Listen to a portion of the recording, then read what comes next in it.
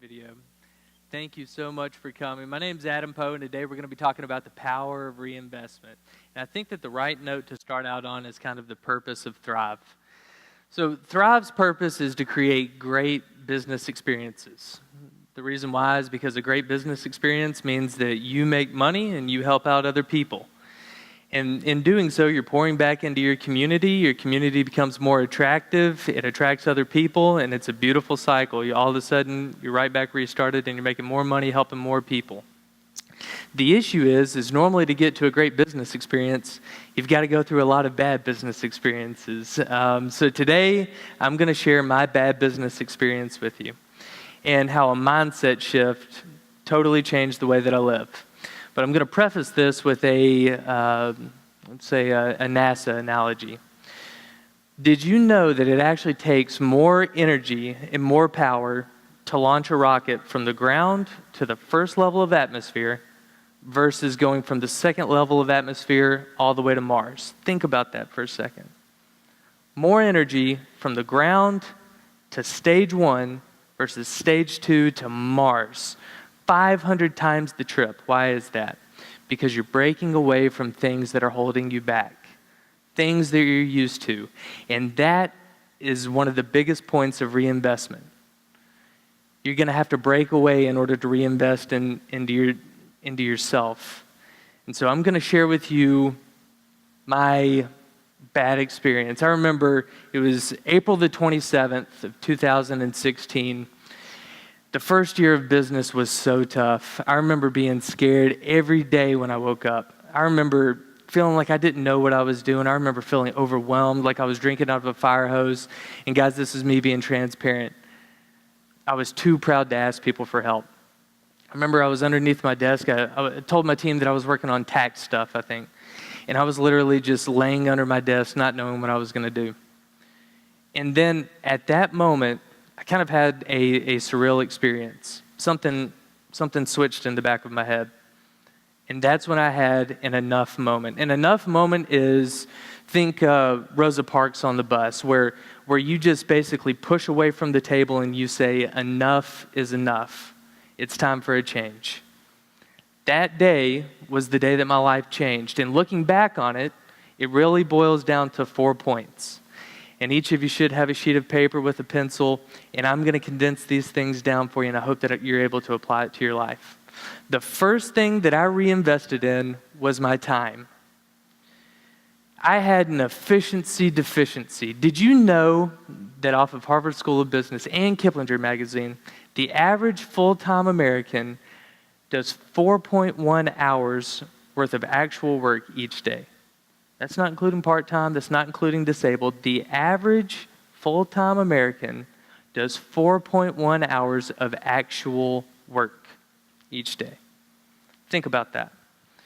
So each day I'd come in, I'd get to my office at about 6:30, and I would write these to-do lists.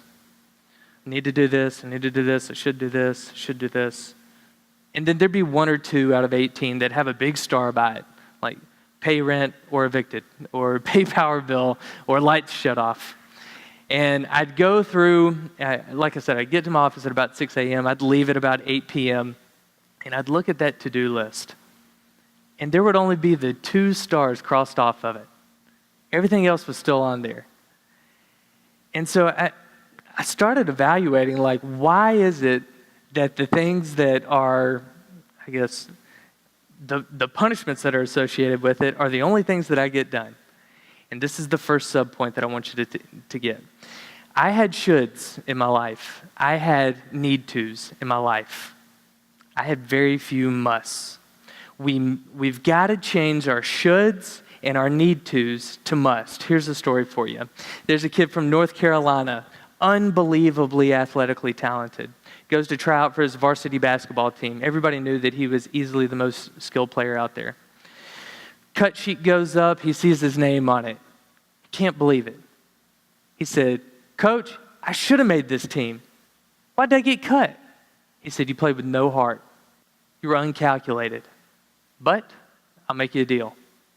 You come back here every morning at 6 a.m. I'll work with you one-on-one. And if you come every morning, This time next year, you won't even have to try out. You're guaranteed a spot on the team. Remember, he said, I should have made the team. At that moment, that was his enough moment. He said, I must make the team. So he started putting in the work. He met this coach every morning at 6 a.m. He put in the work mentally. He put in the work physically. He put in the work emotionally. That next year, he became the McDonald's High School All-American Player of the Year. Let's fast forward to the first NBA championship that he ever lost against Detroit. On the bus home, he was sitting in the back, crying, sobbing, upset at his team for not executing. He said, I should have won that championship. Another enough moment. He said, I must win a championship. That next year, he trained harder than literally anybody in NBA history.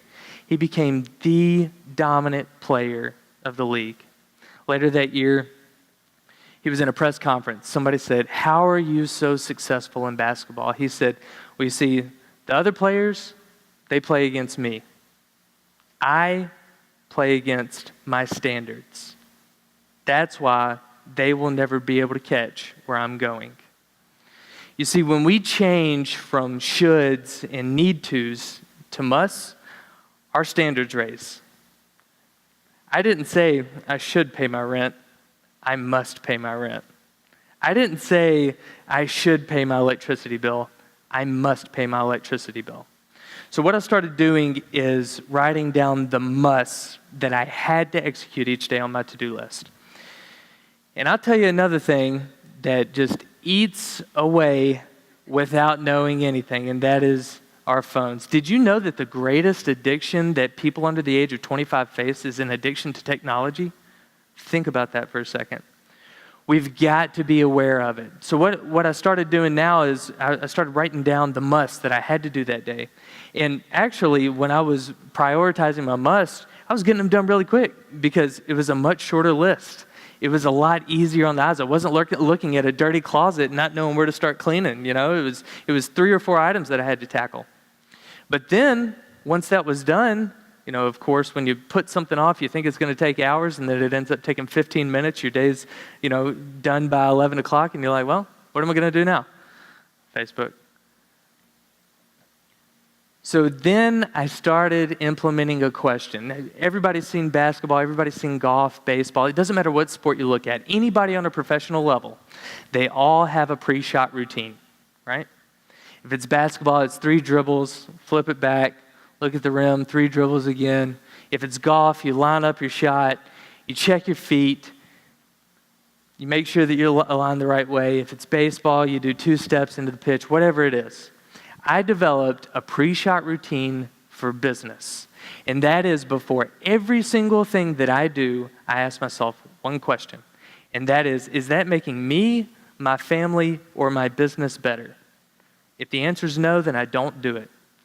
Because if you really think about it, life boils down to your family, having an impact on the community, bettering yourself, and then make money. If you ask yourself that question before every single thing that you do, you will be amazed at how efficient you become. So that's my investment into time. The second investment that I made was investment in myself. I had an identity crisis. I come from an insurance background. My dad was in insurance for 25 years. Growing up, I got to see a business done right. Coming out of college, I saw a lot of different insurance agents. I said, I can do that so much better than they can. I work hard. I keep my vision. I end up getting into business. And then I start seeing other successful agents. I start seeing their style. I start seeing the way that they operate. I start seeing the way that the world expects insurance agents to be. And I conformed. I forgot who I was. One time, Wayne Gretzky was in a press conference, and somebody said, Wayne, your skate time or your skate speed is slightly above average. Your shooting, slightly above average, but you are the greatest player in the NHL. How is that possible? He said, easy. In this league, everybody skates to where the puck's at. I skate to where the puck's going. He had vision, incredible vision. When I realized that my agency was not my identity, that was a growing moment for me. I went back to the basics. See, I hated being the guy to look at my team, and if they didn't hit their sales goals, to say, there's no room for that here. I hated being the guy who wrote business in the Outer Banks of people that I'd never even met before. What I did love, one of the main reasons why I got into it, is mentoring people. What I did love is being able to have that face-to-face interaction with the people that I wrote in order to know the people that I'm protecting. And see, when I realized and reestablished my vision, and I shared it with my team, yes, business is still hard, it's always hard. But man, those problems are so much easier to overcome because I know the why of why I'm doing it. I enjoy being able to mentor people. I enjoy protecting people. And that's the whole thing, creating a vision. And then the other thing that we implemented at my office was stop getting and start giving. There isn't a single person on my team that doesn't have either a nonprofit organization or something that they don't actively volunteer for. Our goal is servant leadership, putting other people above ourselves. And I'm telling you, if you're able to implement that in your business, your problems are really put into perspective. Perspective is what we need sometimes. Number 3, the next thing that I invested in is the people around me. I developed an inner circle. Lou Holtz once said, you should never be able to outperform your inner circle. If you do, adopt them as mentees and sprint as fast as you can to the next circle. You want to find people that are like-minded. If you don't have an inner circle, I'm not talking about a family member. I'm talking about a group of people that aren't going to tell you what you want to hear. People are going to tell you what you need to hear. People that are straight with you, that are going to be able to push you. When they do something great, you do something great in order to keep on pushing forward. If you don't have one of those, you're not even going to be able to scratch the surface of what you're capable of. One of the best things that I've ever done is joined a study group called FFH. And it's me and 3 guys from across the United States. But our goal every single day is to touch base with each other just to say, you got this, man. Our goal is to say, you're great. Our goal is to push each other.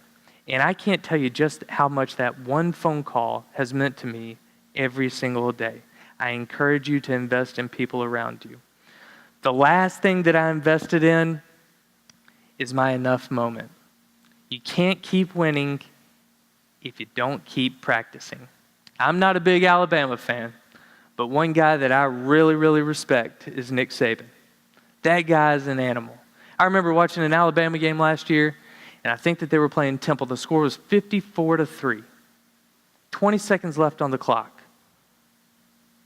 Alabama had the ball. One of their guys hops off sides. Camera pans over to Nick Saban. Nick Saban rips off his headset, says a couple words that I can't repeat in a church. And I tell you, you would have thought that they just lost the game. Nick Saban, winningest coach in college football, he's past the second level of stratosphere. That guy's out there. You know what it's easy to do at that point?